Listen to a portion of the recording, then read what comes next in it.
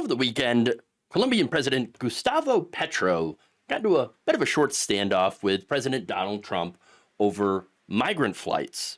Now, on Sunday, the country of Colombia had initially refused to accept two military aircraft with deportees on board. Now, Petro, of course, had accused Trump of not treating the deported migrants with any dignity or respect. Well, I mean, are we surprised? Donald Trump doesn't treat anybody with dignity or respect. And Petro had reposted a video on X showing deportees in an airport in Brazil with their hands and feet restrained as if they're, dangerous criminals. Now, Petro writes, "I cannot allow migrants to remain in a country that does not want them, but if that country sends them back, it must be with dignity and respect for them and for our country." Trump was not happy about that. He responded by threatening to tax Americans more for coffee. I'm not kidding.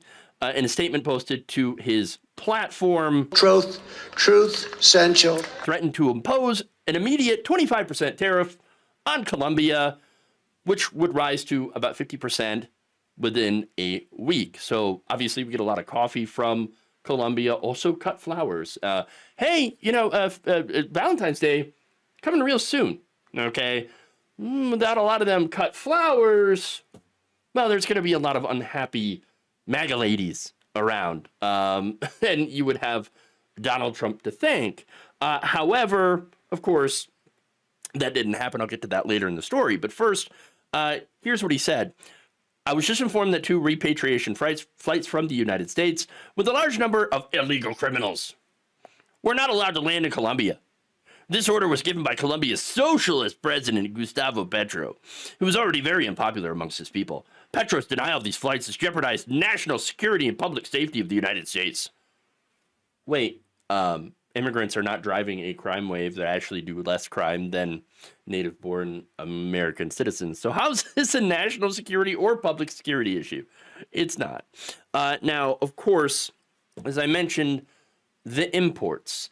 If Trump does, or if he had done the tariffs, that would have harmed imports. The U.S. is Colombia's largest trading partner.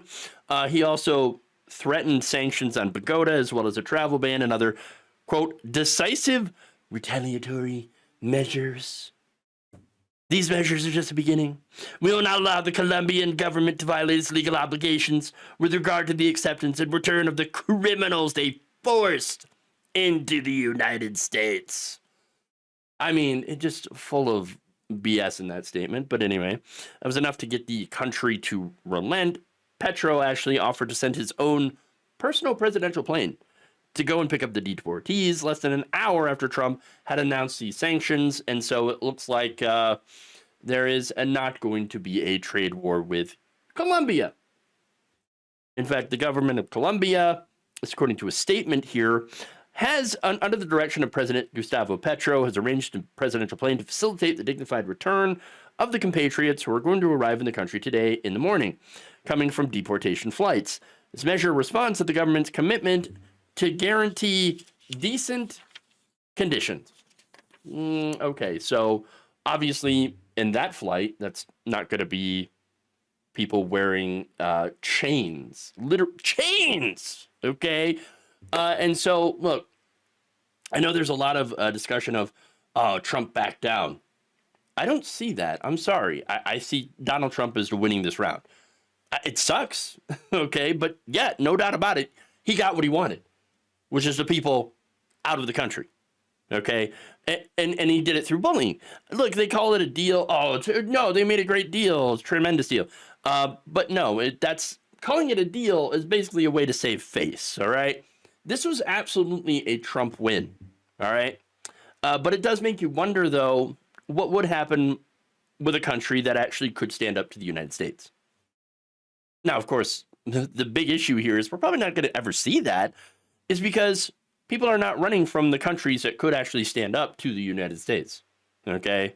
There are countries that are either large trading partners or ones that need us in some way, okay? And that allows the United States to be able to push them around. And that's what happened here. Okay, that's how Trump got his win. We're kind of a juggernaut, okay, of these countries. And look, Petro was always going to accept the deportation flights, but the issue that he had is absolutely a valid issue. All right, Donald Trump and the Trump administration are treating all migrants as dangerous criminals and putting them literally in chains, sending them on military flights. That is super messed up, okay? Especially for people whose only crime, real crime here, is crossing an imaginary line on a map, all right? That's it. They're not, hurting people, okay? A lot of them are like benefiting the communities of which they were living in. But it doesn't matter. Again, Trump's not going after people with criminal histories, okay? He's going after any migrant who happens to be undocumented and then claim that they're dangerous criminals. None of it's true. Most likely they're nabbing the low-hanging fruit, right? The people that are easy to get, the guy working your construction site, the guy working the restaurant. Yeah, there's some like alleged gang members that have been nabbed as well, right? But then you're also getting a bunch of people who really didn't do anything other than cross into the country illegally, right? And the thing is that they're doing this without due process. And that's the real big issue, right? I mean, sure, yeah, everybody's fine right now with Trump ignoring due process for migrants. Oh, well, they're here illegally, so he has a right to do it. Okay, but what about the due process for the American citizens that are getting caught up in this net as well? I mean, their due process, their constitutional rights have already been violated. For example, the New Jersey raid, there was an American veteran that was arrested and detained without due process. That's a problem. It's already happening, all right? ICE is already violating the Constitution with Donald Trump's backing, and that should concern everyone. And here's the thing, right? It's not like Joe Biden didn't do a whole bunch of deportations himself, all right? Obama was a deporter in chief, right? And so, yeah, they did a bunch of that. The thing is that at least they did some sort of due process, followed the laws, all right? Donald Trump is not following due process. In fact, recently we just learned that Trump set up a quota of arrests that he wants ICE to meet. So he wants a total of 1,200 to 1,500 migrants arrested and detained and deported a day.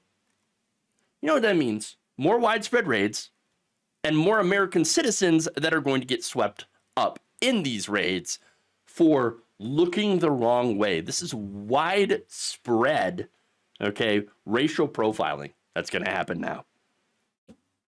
But what do you expect from a convicted felon who doesn't give a damn about the law, obviously, doesn't give a damn about the Constitution? All Trump cares about is getting what he wants when he wants it. And so far, like him or not, he's been extremely effective at getting what he wants. Thank you for watching. If you enjoyed this video, please like, share, subscribe with the bell icon in order to get notified whenever a new video is released. And if you want to support independent, progressive media through this difficult time where it seems like everybody is shutting down, you can become a member on our YouTube page, you can become a subscriber on Facebook, or you can go to my Patreon. It's patreon.com/Jeff Waldorf. Thank you.